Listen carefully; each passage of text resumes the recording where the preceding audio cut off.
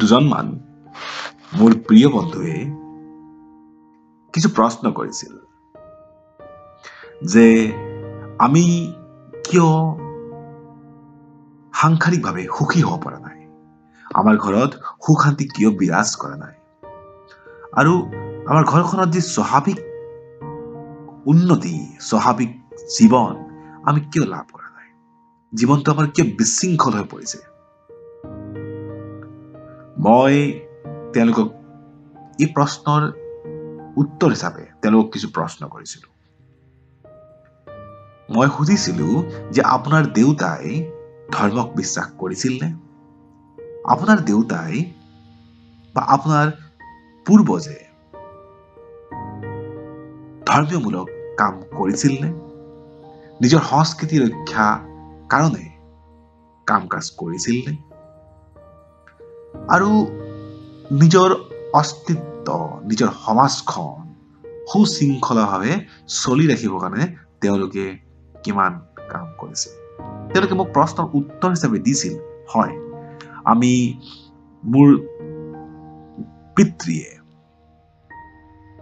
সাংস্কৃতিকভাৱে হওক, সামাজিকভাৱে হওক বা ধৰ্মীয় কৰ্মবিলাকত যথেষ্ট গুৰুত্ব আৰোপ কৰিছিল। মই যেতিয়া তেওঁক প্ৰশ্ন কৰিলো, আপুনি তাক অনুকৰণ কৰিছেনে? আপুনি তাক প্ৰচাৰ নকৰিলেও আপুনি নিজৰ ধৰ্মক মানি চলিছেনে? আপুনি সেই শিক্ষা আপোনাৰ ল'ৰা ছোৱালীক বা আপোনাৰ ঘৰৰ অন্যসকলক প্ৰদান কৰিবলৈ সাহস গোটাইছেনে বা কেতিয়াবা আলোচনা কৰিছেনে? তেওঁ উত্তৰ দিছিল, হয়, কৰ্মব্যস্ততাৰ কাৰণে বা বিভিন্ন সময়ৰ বিভিন্ন পৰিৱেশৰ কাৰণে আমি ইয়াক দিবলৈ অপাৰগ হৈছো। তেতিয়া মই তেওঁক প্ৰশ্ন কৰিছিলো, সেইকাৰণে আপোনালোকে শ্বৰ্টকাট জীৱনটো সুখী হোৱাৰ ৰাস্তা বিচাৰি ফুৰিছিলে। তেওঁ কৈছিলে, হয়, আমি সুখী হোৱাৰ শ্বৰ্টকাট ৰাস্তা বিচাৰি ফুৰিছিলো।